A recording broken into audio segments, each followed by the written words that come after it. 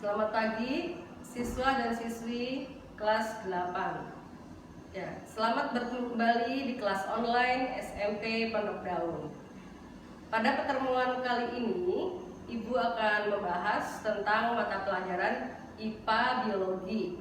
Ya, Ibu akan membahas tentang materi sistem pencernaan pada manusia. Ya, anak-anak coba lihat di gambarnya ya. Pada sistem pencernaan manusia, Ibu akan menjelaskan tentang organ-organ pencernaan pada manusia. Ya, organ pencernaan manusia yang pertama yaitu mulut. Ya. Di dalam mulut terdapat dua macam jenis pencernaan ya. Jadi seperti kita ketahui, pencernaan makanan pada manusia itu ada dua jenis. Jadi pencernaan mekanik dan pencernaan kimiawi. Pencernaan mekanik adalah pencernaan yang tanpa dibantu oleh enzim. Ya, jadi dibantunya tuh oleh gigi atau gerak peristaltik. Sedangkan kalau pencernaan kimiawi adalah pencernaan yang dibantu oleh enzim. Ya, Ibu kembali lagi ya. Nah, sekarang untuk di organ pencernaan yang pertama yaitu mulut, di sini terdapat dua jenis pencernaan. Jadi pertama pencernaan mekanik. Pencernaan mekanik yang ada di mulut adalah pencernaan yang dibantu oleh gigi. Ya. Sedangkan jenis pencernaan yang kedua itu pencernaan kimiawi. Pencernaan kimiawi yang terjadi di mulut itu dibantu oleh suatu enzim yang namanya enzim ptyalin. Di mana fungsi dari enzim ptyalin adalah mengubah amilum menjadi maltosa atau gula sederhana. Ya, sekarang Ibu lanjutkan lagi ya. Organ yang kedua adalah kerongkongan. Kerongkongan adalah suatu saluran yang menghubungkan antara mulut dengan lambung. Di dalam kerongkongan ini hanya ada satu jenis pencernaan ya, jadi hanya pencernaan mekanik saja yang terjadi di kerongkongan. Pencernaan kimiawi tidak ada. Jadi pencernaan mekaniknya adalah gerak-gerak peristaltik yang ada di kerongkongan tersebut. Ya, organ yang ketiga adalah lambung. Di dalam lambung juga terjadi dua jenis pencernaan. Ada pencernaan mekanik, ada juga pencernaan kimiawi. Pencernaan mekanik yang terjadi di lambung adalah gerak peristaltik juga, jadi gerak meremas-remas bahan makanan yang dilakukan oleh otot lambung. Sedangkan untuk pencernaan kimiawinya, di lambung itu ada tiga macam zat kimia atau enzim. Zat kimia yang pertama adalah HCl atau asam klorida. Sedangkan enzim yang kedua itu enzim pepsin, dan enzim yang ketiga adalah enzim renin. Ya, Ibu sekarang jelaskan fungsinya masing-masing ya. Kalau HCl itu fungsinya untuk membunuh bibit kuman-kuman penyakit yang masuk bersama dengan makanan. Kalau fungsi dari enzim pepsin itu mengubah protein menjadi pepton. Dan fungsi dari enzim renin adalah mengubah protein kasein yang terdapat dalam susu. Ya. Setelah lambung, organ selanjutnya adalah usus halus.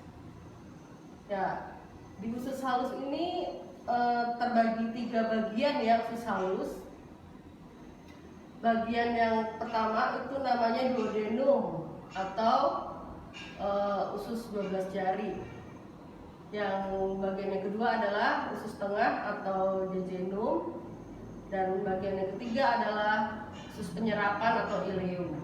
Oh ya, sebelum Ibu melanjut ke usus halus, Ibu akan jelaskan juga selain organ pencernaan, terdapat juga yang namanya kelenjar pencernaan. Ya, kelenjar pencernaan pada manusia itu ada dua ya, hati dan pankreas. Ya, coba kalian lihat ini ada suatu model ya.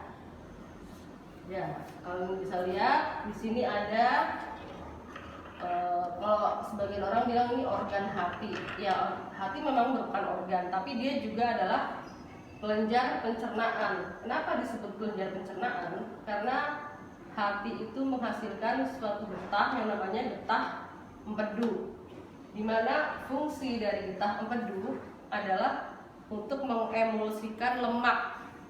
Jadi lemak itu diemulsikan menjadi butir-butiran halus sehingga mudah untuk dicerna. Ya, kelenjar yang kedua itu pankreas. Pankreas, nah itu letaknya di belakang hati ya, ini dia pankreas nih. Nah, di pankreas juga dia bukan termasuk organ pencernaan ya, tapi adalah kelenjar pencernaan. Mengapa disebut kelenjar pencernaan? Karena pankreas itu menghasilkan 3 jenis enzim ya, menghasilkan enzim lipase, tripsin dan amilase. Di mana fungsi dari lipase itu adalah mengubah lemak menjadi asam lemak dan gliserol. Sedangkan fungsi dari enzim tripsin adalah mengubah pepton menjadi asam-asam amino. Dan satu lagi ada enzim amilase, yaitu mengubah amilo menjadi maltosa atau gula sederhana. Ya, kita kembali ke gambar ya.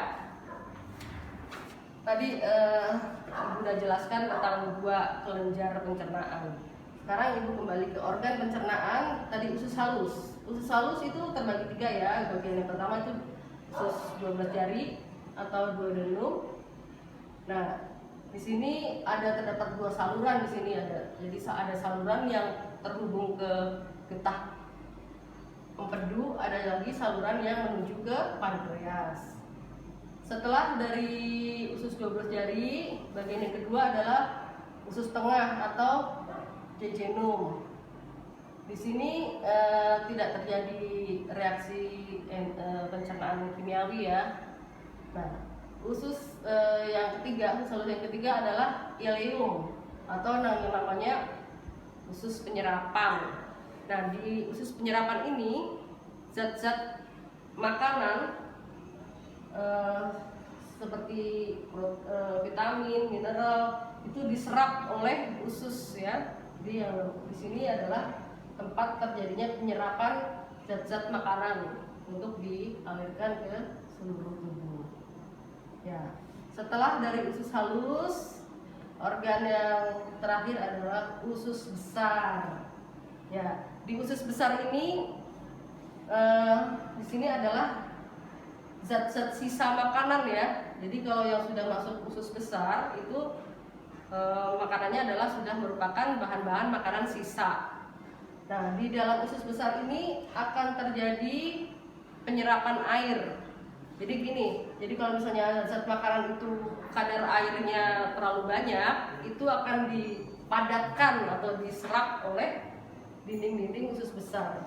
Selain itu, di dalam usus besar juga terdapat bakteri yang namanya bakteri Escherichia coli.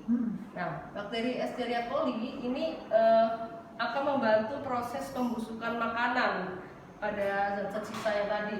Selain itu juga bakteri E. coli juga bisa menghasilkan vitamin K dan vitamin B12. Ya, setelah bahan makanan yang sisa itu tadi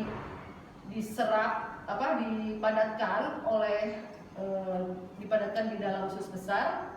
Setelah itu lalu dikeluarkan melalui anus dalam bentuk feses ya, yang kita sebut tinja.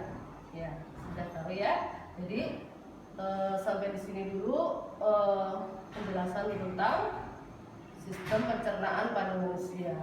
Ya. Untuk tugas kalian hari ini, kalian bisa cek di GCR kalian ya. Ya, sampai di sini dulu penjelasan dari Ibu. Selamat pagi, tetap semangat.